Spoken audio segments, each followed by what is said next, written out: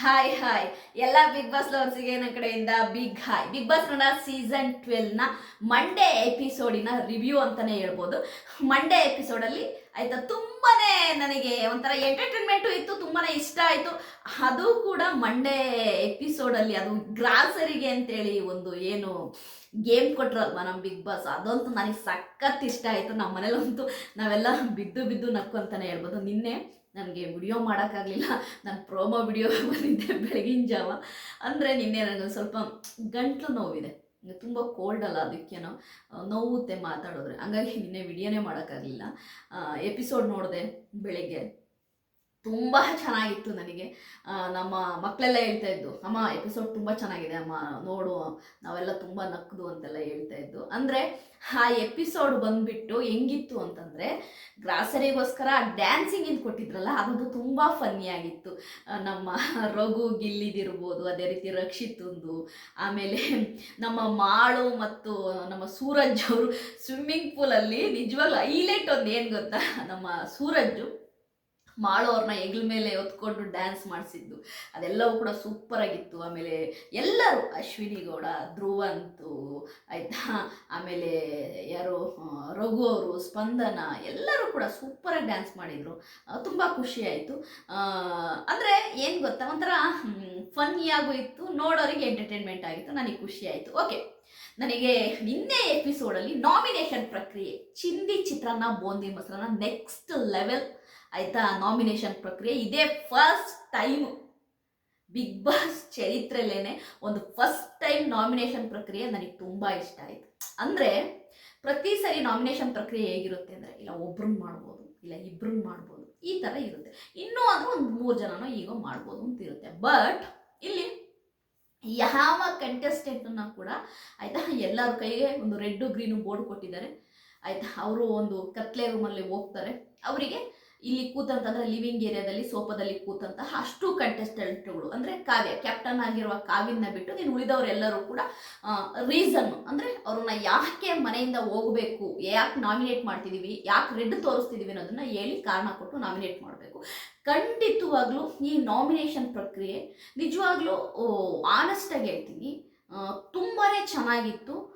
ಯಾರೆಲ್ಲ safe game ಆಡ್ಕೊಂಡು okay ನಮ್ಮನ್ನು ಯಾರು ನಾಮಿನೇಟ್ ಮಾಡಲ್ಲ, ನಾವು ಗುಡ್ ಬುಕ್ಕಲ್ಲಿ ಇದ್ದೀವಿ ಅಂದ್ಕೊಂಡಿದ್ರಲ್ಲ, ಸೇಫ್ ಗೇಮ್ ಆಡ್ಕೊಂಡು ನಾವು ಗುಡ್ ಬುಕ್ಕಲ್ಲಿ ಇದ್ದೀವಪ್ಪ, ನಮ್ಮನ್ನು ಯಾರು ನಾಮಿನೇಟ್ ಮಾಡಲ್ಲ ಅಂತೇಳಿ ಒಳಗೊಳಗೆ ಖುಷಿ ಆಗ್ತಿದ್ದಂತಹ ಧನುಷ್ ಗೌಡ, ಸ್ಪಂದನ ಆಯಿತಾ, ಇವರೆಲ್ಲ ಕರೆಕ್ಟಾಗಿ ಲಾಕ್ ಆದರೂ ತಗ್ಲಾಕೊಂಡ್ರು. ನನಗಂತೂ ತುಂಬ ಖುಷಿ ಆಯಿತು.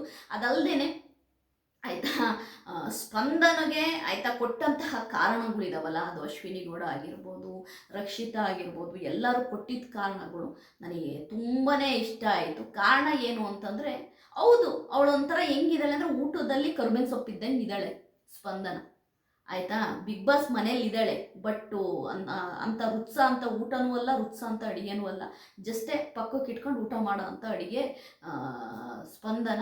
ಆಟಕ್ಕುಂಟು ಲೆಕ್ಕಕ್ಕಿಲ್ಲ ಆಯಿತಾ. ಅಕಸ್ಮಾತ್ ಈ ಥರ ಒಂದು ನಾಮಿನೇಷನ್ ಪ್ರಕ್ರಿಯೆ ಕೊಡಲಿಲ್ಲ ಅಂದಿದ್ರೆ ಬಿಗ್ ಬಾಸ್ ಅವರು, ಖಂಡಿತವಾಗ್ಲೂ ಅವಳು ಯಾರು ನಾಮಿನೇಟ್ ಮಾಡಲಿಲ್ಲ ಅಂದರೆ ಸೇವ್ ಆಗಿಬಿಟ್ಟಿರೋಳು. ಈ ಸರಿ ಧನುಷ್ ಗೌಡ ಮತ್ತು ಸ್ಪಂದನ ಇಬ್ಬರೂ ಕೂಡ ನಾಮಿನೇಟ್ ಆಗಿರೋದು ನನಗೆ ತುಂಬ ಖುಷಿಯಾಗಿದೆ. ಏಕೆಂದರೆ ಸ್ಪಂದನ ಮತ್ತು ಧನುಷ್ ಕೂಡ ಹೆಂಗೆ ಅಂತಂದರೆ, ಹೆಂಗೆ ಆಯಿತಾ, ಮಿಕ್ಚರ್ ತಿಂದ್ಕೊಂಡು ಪ್ರಾಪರ್ಟಿ ಹಾಕೊಂಡು ಮುಂದೆ ಹೋಗ್ತಾ ಇದ್ರು.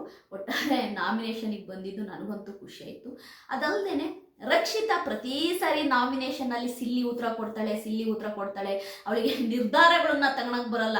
ರಕ್ಷಿತನ ಕಂಪ್ಲೇಂಟ್ ಎಲ್ಲರೂ ಹೇಳ್ತಿದ್ದು ಇದು ಒಂದೇ ಕಂಪ್ಲೇಂಟು, ರಕ್ಷಿತನಿಗೆ ನಿರ್ಧಾರ ತಗೊಳಕ್ಕೆ ಬರಲ್ಲ. ಅಂದರೆ ಏನೇ ಒಂದು ನಾಮಿನೇಷನ್ ಪ್ರಕ್ರಿಯೆ ಆಗಲಿ, ಏನೇ ಒಂದು ವಿಷಯದಲ್ಲಿ ಕರೆಕ್ಟಾಗಿ ನಿರ್ಧಾರ ತಗೊಳಕ್ಕೆ ಬರಲ್ಲ, ಕರೆಕ್ಟಾಗಿ ರೀಸನ್ ಕೊಡೋಕ್ಕೆ ಬರಲ್ಲ ಅಂತೇಳಿ ಎಲ್ಲರೂ ಕೂಡ ರಕ್ಷಿತನಿಗೆ ಹೇಳ್ತಾ ಇದ್ರು. ಬಟ್ ರಕ್ಷಿತಾ ಇವತ್ತೇನು ನಾಮಿನೇಷನ್ ಪ್ರಕ್ರಿಯೆಯಲ್ಲಿ ಅವಳು ಒಬ್ಬೊಬ್ಬರಿಗೂ ಹೇಳಿದಂತಹ ರೀಸನ್ ಏನಿದೆ, 100 ಅಲ್ಲ 1000% ಕರೆಕ್ಟ್ ಇತ್ತು. ಅವಳು ಕೊಟ್ಟ ರೀಸನ್ ಪ್ರತಿ ನಾಮಿನೇಷನ್ನಲ್ಲೂ, ಪ್ರತಿ ಸ್ಪರ್ಧಿ ಕೂಡ ಆ ಕತ್ಲೆ ರೂಮಿಗೆ ಹೋದಾಗ ಆಯಿತಾ, ಪ್ರತಿ ಸಾರಿ ಕೂಡ ಅವ್ರಿಗೆ ಕೊಡ್ತಿದ್ದಂಥ ರೀಸನ್ ಏನಿತ್ತು 100% ಸೂಪರ್ ರೀಸನ್ನು. ಅವಳ ನಿರ್ಧಾರ, ಅವಳ ಕ್ಲಿಯಾರಿಟಿ ಸೂಪರು. ಚಿನ್ನಿ ಚಿತ್ರಾನ್ನ ಸೂಪರ್ ಕ್ಲಿಯಾರಿಟಿಯಾಗಿ ಯಾಕೆ ಅವ್ರು ಬಿಗ್ ಬಾಸ್ ಮನೇಲಿ ಇರಬೇಕು, ಯಾಕೆ ಬಿಗ್ ಬಾಸ್ ಮನೆಯಿಂದ ಹೋಗ್ಬೇಕು ಅನ್ನೋದನ್ನ ಸೂಪರಾಗಿ ಹೇಳ್ತಾ ಇದ್ಲು ರಕ್ಷಿತಾ. ನನಗಂತೂ ತುಂಬ ಇಷ್ಟ ಆಯಿತು. ಓಕೆ, ಇದರ ಜೊತೆಗೆ ನಾನು ಈ ವಿಡಿಯೋ ಮಾಡ್ತಿರೋ ಉದ್ದೇಶ ಇಷ್ಟೇ, ಎಲ್ಲರೂ ನಾಮಿನೇಟ್ ಆಗಿದ್ದಾರೆ. ಮನೆ ಮಂದಿ ಎಲ್ಲ ನಾಮಿನೇಟ್ ಆಗಿದೆ, ಅಂದರೆ ಕ್ಯಾಪ್ಟನ್ ಕಾವ್ಯನ ಬಿಟ್ಟು. ನನ್ನ ಒಂದು ಸಪೋರ್ಟು ಓಟು ಯಾರಿಗೆ ಹಾಕಬೇಕು, ಇಲ್ಲ ನಾನು ಯಾರಿಗೆ ಓಟ್ ಹಾಕಿ ಅಂತ ಹೇಳ್ತೀನಿ ಅಂದರೆ ಆಯಿತಾ, ಆಬ್ವಿಯಸ್ಲಿ ರಕ್ಷಿತನಿಗೆ. ವೋಟಿಂಗ್ ಲೈನ್ಸ್ ಓಪನ್ ಇದೆ. ನಿಮ್ಮ ಆಯಿತಾ ಓಟು ತುಂಬ ತುಂಬ ಇಂಪಾರ್ಟೆಂಟು. ಎಲ್ಲರೂ ಕೂಡ ರಕ್ಷಿತನಿಗೆ ಓಟ್ ಹಾಕಿ. ಅದೇ ರೀತಿ ರಕ್ಷಿತನ ಜೊತೆಗೆ ಮಾಳು ಕೂಡ ಓಟ್ ಹಾಕಿಂತೀನಿ. ನಮ್ಮ ಉತ್ತರ ಕರ್ನಾಟಕದ ಹುಡುಗ ಮಾಳು, ತುಂಬ ಜೆನ್ಯೂನ್ ಪರ್ಸನ್ನು ಮಾಳು. ಯಾರು ನೀವು ಹೆಂಗೆ ಬೇಕಾದರೂ ಹೇಳ್ಕೊಳ್ಳಿ, ಮಾಳು ಅಂತ ವ್ಯಕ್ತಿತ್ವ ಇರುವಂಥ ಹುಡುಗರು ಈ ಕಾಲದಲ್ಲಿ ತುಂಬ ಕಮ್ಮಿ. ಏಕೆಂದರೆ ಮಾಳು ಎಷ್ಟು ಪಾಪ್ಯುಲಾರಿಟಿ ಇದೆ ನಿಮ್ಮೆಲ್ಲರಿಗೂ ಗೊತ್ತು. ಮಾಳು ಹೇಗೆ ಅಂತಂದರೆ ತುಂಬಾ ಆಯಿತಾ ಡೌನ್ ಟು ಅರ್ತ್ ಪರ್ಸನ್ನು. ಹಾಗಾಗಿ ಮಾಳುಗೆ ಮತ್ತು ರಕ್ಷಿತನಿಗೆ ಓಟ್ ಹಾಕಿ ಅಂತೀನಿ. ಒಂದು ಪ್ಲಸ್ ಪಾಯಿಂಟು ನಿಮಗೆ ಹೇಳ್ತೀನಿ, ಯಾಕೆ ಆಯಿತಾ ರಕ್ಷಿತನಿಗೆ ಮಾಳುಗೆ ಓಟ್ ಹಾಕಬೇಕು ಅಂತೇಳಿ. ಮಾಳು ಮತ್ತು ರಕ್ಷಿತಾ ಇಬ್ಬರೂ ಕೂಡ ಆಯಿತಾ ಒಂಟಿಯಾಗಿ ಗೇಮ್ ಆಡ್ತಾ ಇದ್ದಾರೆ. ಅವರಿಗೆ ಯಾರ ಸಪೋರ್ಟು ಇಲ್ಲ, ಮಾಳುಗಾಗಲಿ ರಕ್ಷಿತನಿಗಾಗಲಿ ಯಾರ ಸಪೋರ್ಟು ಇಲ್ಲ. ಅಲ್ಲಿ ಒಬ್ಬೊಬ್ರು ಸಪೋರ್ಟಿಂಗ್ ಇದ್ದಾರೆ, ಬಟ್ ಮಾಳುಗೆ ಮತ್ತು ಆಯಿತಾ ರಕ್ಷಿತನಿಗೆ ಯಾರ ಸಪೋರ್ಟ್ ಕೂಡ ಇಲ್ಲ. ಹಾಗಾಗಿ ಮಾಳು ರಕ್ಷಿತನಿಗೆ ಓಟ್ ಹಾಕಿ ಅಂತೀನಿ. ಆಮೇಲೆ ನೀವು ಹೇಳ್ಬೋದು ಯಾರಿಗೂ ಏನೂ ಸಪೋರ್ಟ್ ಇಲ್ಲ, ಅವರು ಒಂಟಿಯಾಗಿ ಆಡ್ತಿದ್ದಾರೆ ಅಂತ. ನಮ್ಮ ಕಣ್ಮುಂದೆ ಕಾಣ್ತಾ ಇದೆ. ಅಶ್ವಿನಿಗೆ ಆಯಿತಾ ಧ್ರುವಂತೂ ಪಕ್ಕದ ಬಲಕ್ಕಿರ್ತಾರೆ, ಅದೇ ರೀತಿ ರಾಶಿಕಾಗೆ ಸೂರಜ್ ಇರ್ತಾರೆ, ಸ್ಪಂದನನ್ಗೆ ಆಯಿತಾ ಧನುಷ್ ಗೌಡ ಇರ್ತಾರೆ, ಕಾವಿನ್ಗೆ ಗಿಲ್ಲಿ ಇರ್ತಾನೆ. ಗಿಲ್ಲಿ ಅಂತೂ ಕಾವು ಕಾವು ಕಾವು ಗಿಲ್ಲಿ, ನೀನು ಈ ಥರ ಕಾವು ಕಾವು ಅಂತಿದ್ರೆ ನಿನ್ನ ಟ್ರೋಫಿ ಗೋವಿಂದ. ಇದಾಗಲೇ ಹೊರಗಡೆ ಇರೋ ಟಾಕ್ ಇದು. ತುಂಬ ಸೆಲೆಬ್ರಿಟಿಗಳು ಕೂಡ ಹೇಳ್ತಾ ಇದ್ದಾರೆ ಟೂ ಮಚ್ ಅಂತ. ಅಂದರೆ ಒಳಗಡೆ ಇದ್ದಂತಹ ರಜತ್ ಅವರು ಇಂಟ್ರ್ಯೂ ಕೊಟ್ಟಿದ್ದಾರೆ, ಬಂದ್ಬಿಟ್ಟು ನೋಡಿ ತುಂಬ ಓವರ್ ಆಯ್ತು. ನನಗೆ ತಲೆ ಕೆಡುತ್ತೆ. ಆ ಹುಡುಗಿ ಸುಮ್ಮನೆ ಇದ್ದರು, ಇವನು ಸುಮ್ಮನೆ ಇರಲ್ಲ, ಕಾವು ಕಾವು ಕಾವು ಅಂತ ಹಿಂದೆನೇ ಹೋಗ್ತಿರ್ತಾನೆ. ಅದು ಚಂದ ಅಲ್ಲ, ಅದು ಸರಿ ಇಲ್ಲ. ಅದು ಆ ಹುಡುಗಿನೇ ಮಾತಾಡಿಸ್ಲಿಲ್ಲ ಅಂದ್ರೂ ಇವನೇ ಬಿಡಲ್ಲ, ಕಾವು ಕಾವು ಅಂತ ಹೋಗ್ತಿರ್ತಾನೆ. ನನಗೆ ಒಂಥರ ತುಂಬ ಇರಿಟೇಟ್ ಆಗುತ್ತೆ ಅಂತ. ಅಂದರೆ ತುಂಬ ಸೆಲೆಬ್ರಿಟಿಗಳು ಹೇಳ್ತಿರೋದು ಅದೇನೆ. ಗಿಲ್ಲಿ ಆಯಿತಾ ಈ ಕಾವು ಅನ್ನೋದನ್ನ ಪಕ್ಕಕ್ಕಿಟ್ಟು ಗೇಮ್ ಆಡಬೇಕು. ಇಲ್ಲಿ ಗೆಲ್ಲಕ್ಕೆ ಬಂದಿರೋದು, ಟ್ರೋಫಿ ಗೆಲ್ಲಕ್ಕೆ ಬಂದಿರೋದು ಗಿಲ್ಲಿ ತುಂಬ ಓವರ್ ಕಾನ್ಫಿಡೆಂಟ್ ಆಗಿದ್ದಾರೇನೋ ನಾನೇ ವಿನ್ ಆಗ್ತೀನಿ ಅಂತ. ನನಗೆ ಗಿಲ್ಲಿ ವಿನ್ ಆಗೋದು 100% ಇಷ್ಟ ಇದೆ.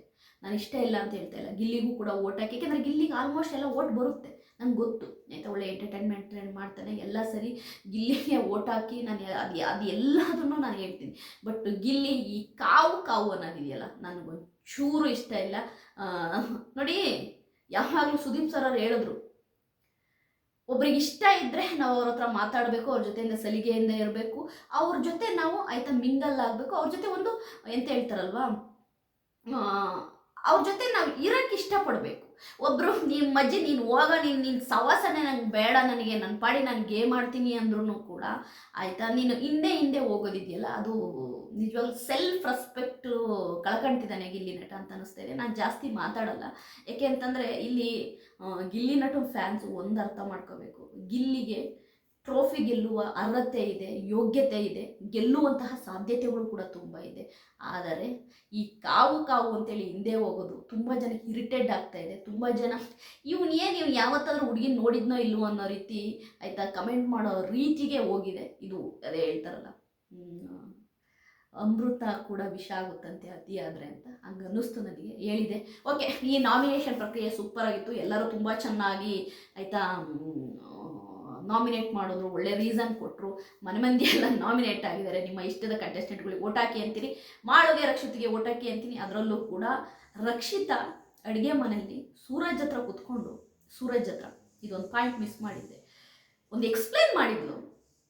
ಅವಳಿಗೆ ಅಕಸ್ಮಾತ್ ಕನ್ನಡ ಬಂದಿದ್ದಿದ್ರೆ ರಕ್ಷಿತನಿಗೆ ಸೂಪರ್ಗೆ ಎಕ್ಸ್ಪ್ಲೇನ್ ಮಾಡಿರೋಳು. ಬಟ್ ಅವಳಿಗೆ ಬಂದಂತಹ ಕನ್ನಡದಲ್ಲೇ ತುಂಬ ಚೆನ್ನಾಗಿ ಎಕ್ಸ್ಪ್ಲೇನ್ ಮಾಡಿದ್ಲು ಸೂರಜ್ ಅವ್ರಿಗೆ. ಯಾಕೆ ಆಯಿತಾ ಯಾರನ್ನ ಮನೆಯಿಂದ ಕಳಿಸ್ಬೇಕು, ಯಾರನ್ನ ನಾಮಿನೇಟ್ ಮಾಡಬೇಕು, ಯಾರು ಬಿಗ್ ಬಾಸ್ ಮನೇಲಿರಬೇಕು, ಯಾರು ಸ್ಟ್ರಾಂಗು ಯಾರು ವೀಕು, ಅಂದರೆ ಅವಳಿಗೆ ಬಂದಂತಹ ಕನ್ನಡದಲ್ಲಿ ಆಯಿತಾ ಎಕ್ಸ್ಪ್ಲೇನ್ ಮಾಡೋಕ್ಕೆ ಟ್ರೈ ಮಾಡೋದು. ಅದು ನನಗೆ ತುಂಬ ಇಷ್ಟ ಆಯಿತು.